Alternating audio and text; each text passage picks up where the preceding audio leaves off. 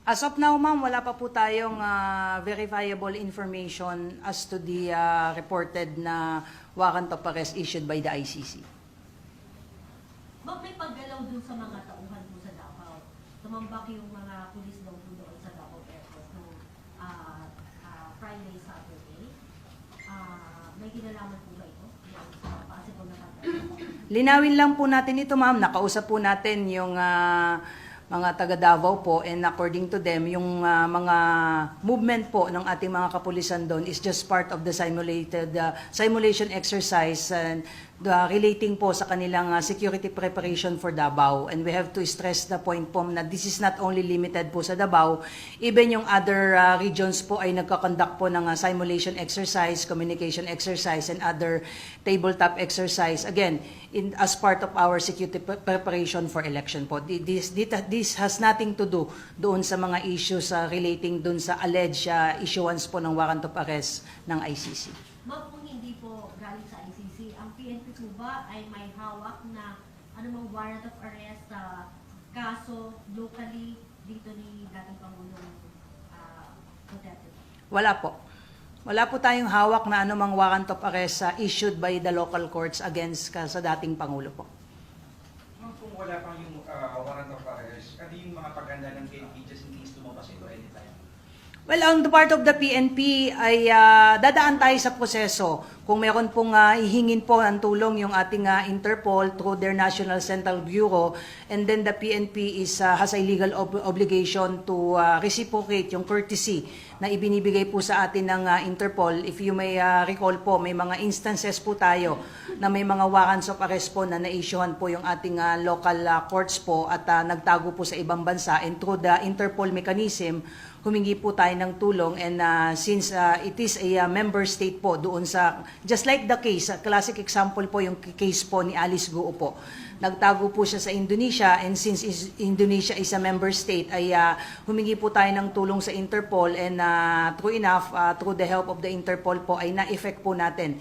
At naiuwi po sir dito si Alice Guo, and we implemented po yung warrant of arrest sa kanya. And since the PNP is a member of the International Criminal Police Organization, then we are duty bound to accord the same courtesy accorded to us by the other foreign states po. Sakaling lumabas yung warrant, magtataas ko tayo ng alam.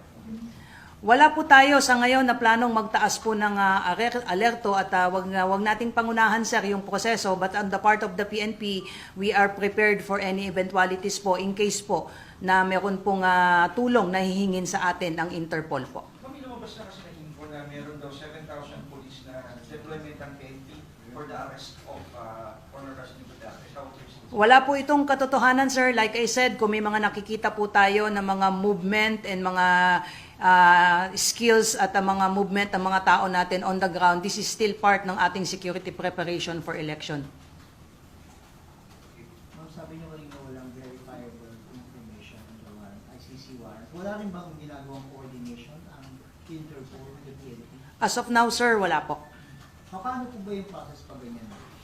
Well, ang proseso po niyan, sir, if ever po ay foreign jurisdiction po ay mag-i-issue po ng arrest order or summons po, and since yung foreign jurisdiction po ay wala naman pong enforcement mechanism sa ibang bansa po, they have to course through their request po sa ating international Interpol po. At ang Interpol po, normally po as a matter of procedure po ay mag-i-issue po yan ng either blue notice, red notice po.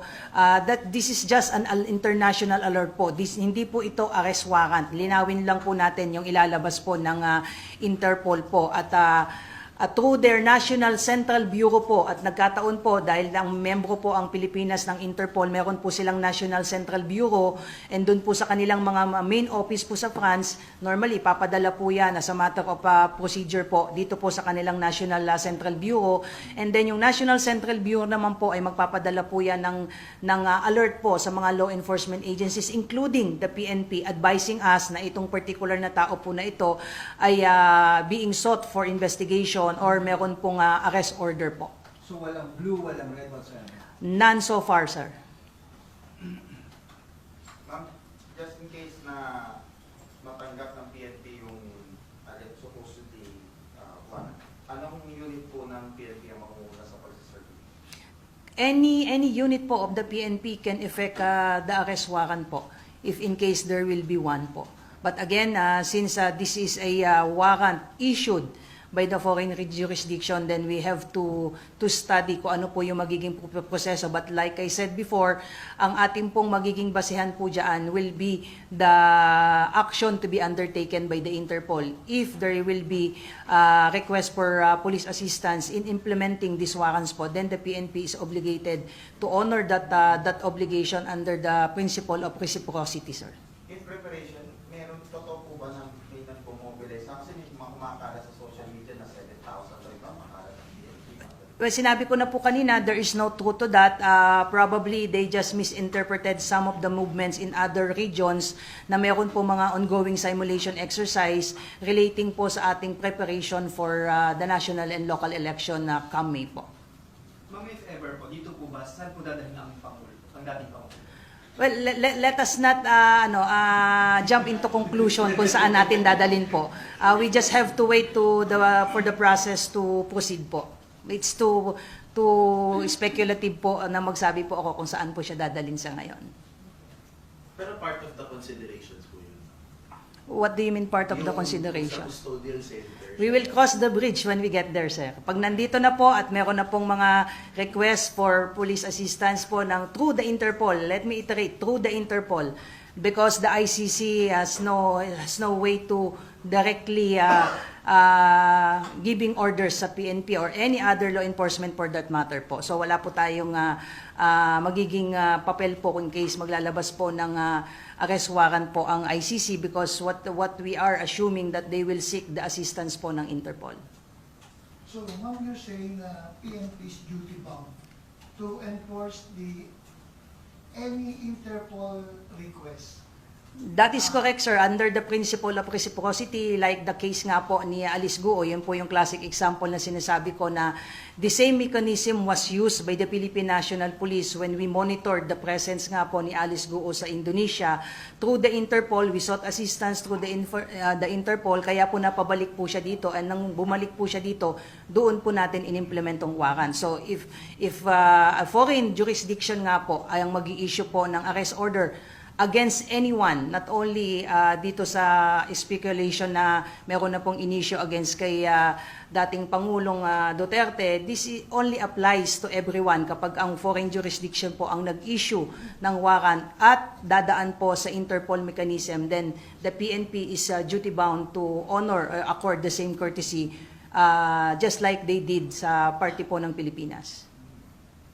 Just to follow up on sa ICC po, just in case, let's say, may i-request naman ang ICC from the PNP na either records or anything that can help in their investigation dun sa drug war, is the PNP also open to cooperating with them? We cannot directly transact po sa ICC. We have to go through the proper channel po. Ano sinabi nyo kanina ang PNP prepared for any and all eventualities?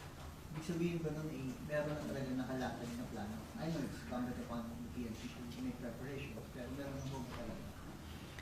Usapang kayo, Napapag-usapan po yan because may mga bali-balita nga po, but as to relate this doon sa mga sinasabing may mga 7,000 na readily or at least deployed na for purposes of serving this warrant, wala pa po tayo sa ganung estado. But syempre napapag-usapan po yan because we are hearing some news po.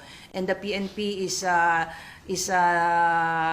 looking at the development with respect nga po dito sa possible issuance nga po ng warrant of arrest against the former president.